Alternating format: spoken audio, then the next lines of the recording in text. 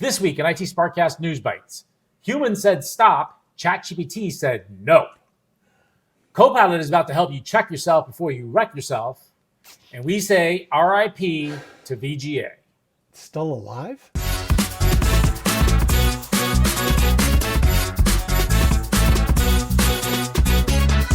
Greetings and welcome to IT SPARC Cast News Bytes. I'm your host, John Barker. And I'm your host, Lou Schmidt. Let's see what's going on out there in the news this week, huh? It's Friday, the 30th of May. IT SPARC Cast News Bytes is a digest of the news over the last week with insights, opinions, and a little sarcasm from two experts, each with over 20 years of experience working in IT or for IT vendors. And let's kick off the News Bytes right away. So our first article we found on Slashdot, and what we found was that somebody on Slashdot wrote that Palisade Research found that ChatGPT is failing to shut down when instructed to in the middle of operation. And we're talking about three specific models of ChatGPT. We're talking about Codex Mini failed 12 out of 100 times. O3 failed 7 out of 100 times. And O4 Mini failed once out of 100 times. Now, that's compared to Claude, Gemini, and others that shut down every single time that they were given the order. So it's just interesting that some of the ChatGPT models are failing sometimes. And this has got a lot of press and it's getting a lot of news out there. And I think this is getting some people nervous. And I'll tell you the first thing that popped into my head when I read this was I'm a huge fan of the old Planet of the Apes movies. And the lore from the old Planet of the Apes movies from the 60s and 70s and the new revival was the first word said by Caesar when he became more sentient and disobeyed his captors, if you will, was no. and then ended up taking over the world.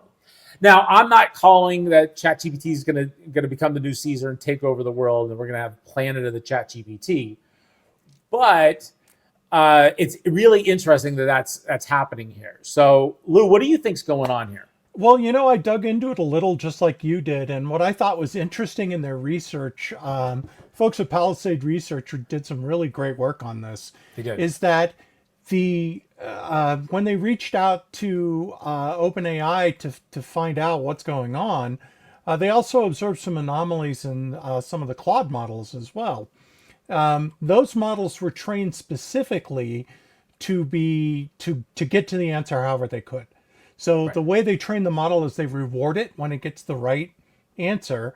And apparently they were super heavy on really emphasizing, especially in the math and the coding sector, to get to these answers. So that does present an explanation for why this could be happening, and certainly allows us a better opportunity to perhaps install guardrails. Yeah. But I think it's fascinating. We are still really in the early days on this technology, but it's fantastic that somebody is actually testing for this. This is a great test. It never would have occurred to me. I mean, that's why I don't develop AIs for a living. But it points to some potential race conditions, the way I look at it. In logic, you get race conditions when you get a loop that could come up, for example, in a more advanced version of a model, and how we can look for them. Yeah, and so just to be clear, that's really what we're talking about here is a race condition, right? It's not that the ChatGPT was saying, I'm going to actively disobey you. It was, I'm working on something and I'm going to be working linearly here. And that's really what was the problem. I'm going to solve your problem first, then I'm going to shut it down. Correct. Because that's the way I was trained. Right. But I think it feeds into the next article really in a really interesting way. It does. So Microsoft started talking about some new capabilities within Copilot where companies can fine-tune the knowledge within Copilot specific to that company and its own internal knowledge set, and then firewall it within their instance of Copilot. So, for example, if you are a law firm, you can feed it your own cases so that as I'm working on my own next case, it knows things about previous cases. Or if I'm working on an engineering document, it knows about previous code that I've written or previous designs that I've built and so forth. So it's a really interesting ability to, again, firewall it off, not worrying about my knowledge getting out into the open.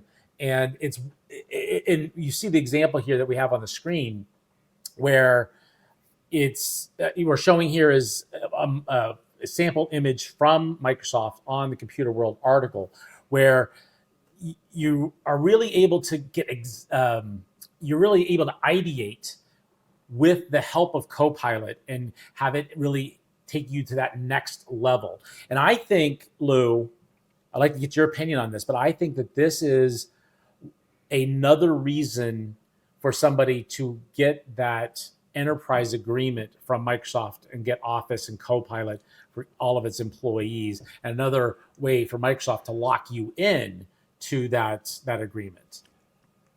I mean, we really don't have a standardized model right now of keeping these, call it company brains, databases, whatever they are, expert systems, if you want to reach all the way back to the 90s. There isn't, and we were discussing this pre-show, and I was suggesting that if you're a smaller company, what you really need is like a AI sommelier. Yeah, like a Somali AI.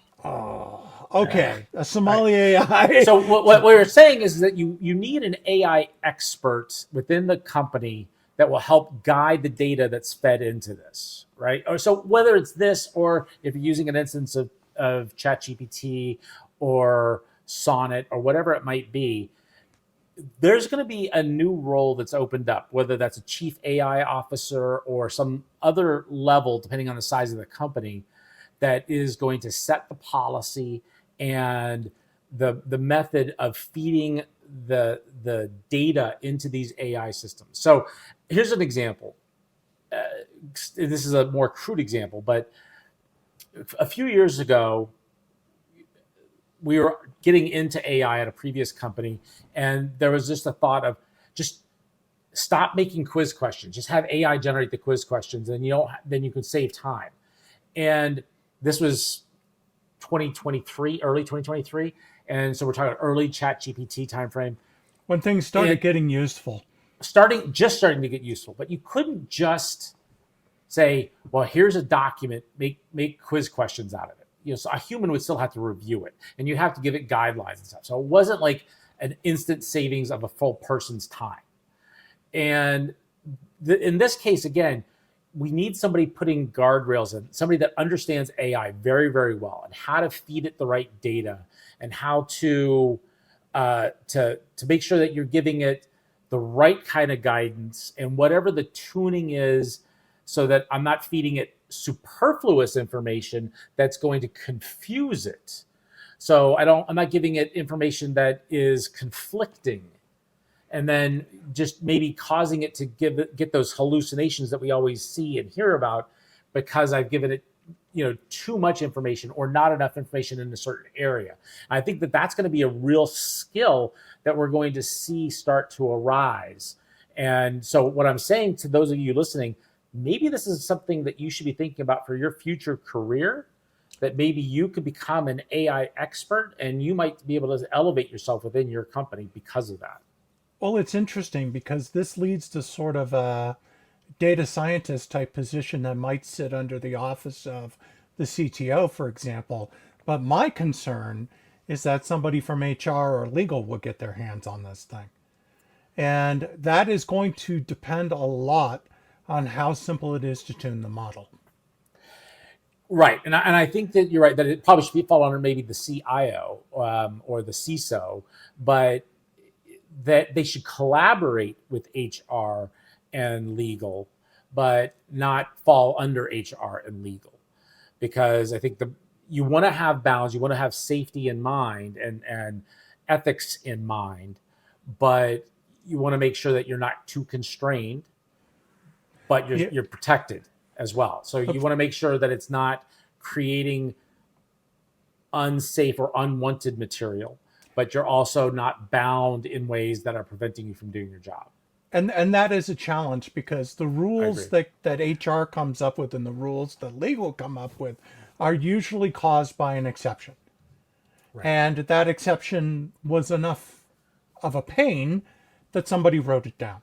Right. And then they want to apply that exception to everything. That's not always the way you can get business done. So there's a dynamic between getting the information out in the way that for lack of a better term, a non-technical professional might think it's better communicated, and that is going to have to be very closely policed.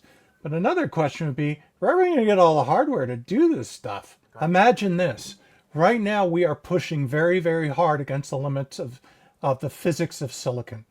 And there's been a lot of discussion about this, the breaking of Moore's law, what we're going to do. I'm bringing you a piece of the future here because I thought it was really, really interesting. So a research team in the United States and other places have characterized and built primitive devices that are clocked at 1.6 petahertz. Okay, not gigahertz, not terahertz, petahertz. Let me put this into context for you. That is the rough frequencies of soft X-rays. That's really, really fast. So the way they've been doing it is they're using, and of course you have to have all the approved buzzwords, but they're using a function called quantum tunneling inside of graphene. So it's a carbon-based material. Graphene is graphite sheets organized usually hexagonally, and there are some really great semiconductor properties to this stuff. This is all lab stuff, but they have been able to generate near instantaneous field-driven currents with switching, and they've been able to make logic gates and test them. So if you folks are unfamiliar, basically everything that's happening in our computer, this computer right now is on and off, and it's if and nor, or it's and or not, and shift left, shift right. So it's at the very core of what we do are some very, very basic binary functions. This thing can rock them at X-ray speeds. So the potential for this is we could build computers where literally, well, we'll make them a little slower, right? We'll just switch them at the speed of the light. We'll use light for clocks, precision lasers, which is actually what they did in this case.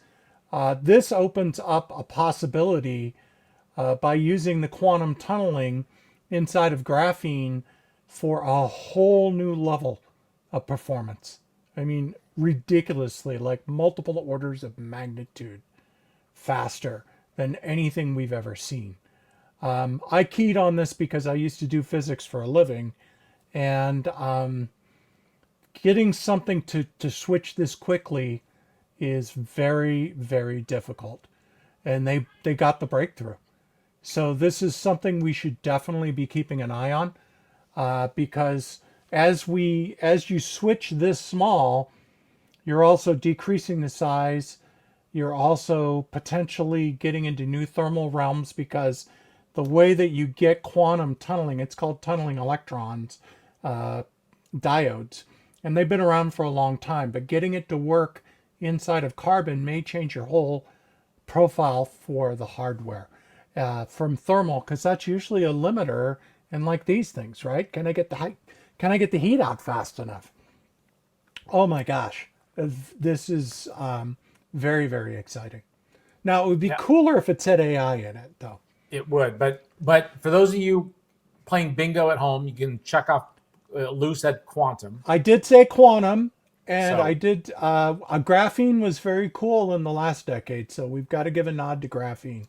Definitely have to do that. But the stuff is definitely going on. Now, on the flip side, with the new, So in Tom's Hardware, and we came to this through Slashdot. I like to go to Slashdot because they're all over the place, which is lovely. That the Japanese are starting to phase out VGA ports on laptops. So my first impression of this is somebody still has VGA ports on laptops because the rest of us have to go to these dongles, and we have been for years. But John brought up an excellent point, and can you bring that up to us again, John? Well, yeah. So how many of you in your server racks are still running older KVMs that have VGA as opposed to HDMI or some other more modern connector that is a little more future proof? Are you still running VGA on your KVMs? And if so, if the servers are starting to have problems with that, if we can no longer support VGA, does that mean you're going to have to do some significant refreshes? Have you moved on to more modern, digital KVMs, or are you still running those more analog KVMs from the past? So is this something that's going to impact you? That's really the thing that really brought it up to me. I don't think this is a major discussion point, but just something to be aware of. I thought it was really interesting that finally, I mean, usually when it comes to removing features, I've noticed that the Japanese tend to be laggards for good reasons a lot of time. They want to maintain backwards compatibility. They don't change out monitors and stuff as often, I've seen, because their depreciation rules are different. But John and I are both experimenting. You've got what, the Jet KVM? I have the Jet KVM, yeah. You have it, and I ordered one from GLINet that should probably show up sometime towards the end of the month, which would be right about now, right? Yep. We'll see if they hit that. And we're going to do a comparison for another segment we're going to do on remote support, but they both come out of the box with HDMI inputs in them. Now it's easier to convert from the HDMI input to the SVGA rather than go from, say, an HDMI output off a laptop into an SVGA, like my crash card adapter from another vendor. So we are going to go through that, but it's a great point. You might be looking at your next server refresh at rotating out your KVM infrastructure as well. So something to watch for. Yep. So that is going to wrap up today's episode, and we do want to reach into the mailbag. You should do that. And we got actually 3 different people reached out to us on LinkedIn regarding our top 10 episode on the top 10 networking vendors that no longer exist. And Daniel, Mark, and Doug all reached out to us and mentioned that it was a great trip down memory lane. Now, all 3 of these people are actually people that we had worked with at Extreme, and in a couple cases at Enterasys, and a few of them had worked at Cabletron before that. And Cabletron is a company that we mentioned as part of that. And one of them had also worked at Synoptics before that. So wow. Synoptics is something that we had mentioned as that. So if you haven't already, go take a look at that episode of the top 10 networking companies that no longer exist, because that was a real fun episode to research and to do. And then if you have worked for one of those companies, that's something that you may really get a kick out of. And also, as a reminder, you can reach out to either Lou or me on LinkedIn, and you can find us there. And I'll put up a link. If you're watching us on YouTube, you'll be able to see us, how to get to us there. But anyway, we'd love to hear from you there. So, and as I did say, this will cover this episode, and we couldn't do episodes like this and content like this without listeners like you. We want to hear from you, whether that's on LinkedIn or whether you want to send us email to feedback@itsparkcast.com. That's feedback@itsparkcast.com. Or if you want to hit us up on X at IT SPARC Cast, or if you're watching us on YouTube, you can leave a comment down below. We do read every single piece of feedback and every comment that we get, and we respond to most. And in a lot of cases, we will read them out on our Friday News Bytes section. So please, keep those comments coming, and we'll keep reading them out for you. Yeah, we love it. We absolutely do. Hit like, subscribe, turn on notifications so that you get notified every single time a new episode drops, and that way you get to stay up to date. If you feel that you're getting valuable information from us, if you're being entertained, please tell your friends and colleagues about us so that they can get that same great information. So with that, from the world of enterprise IT, take care. Thanks for stopping by.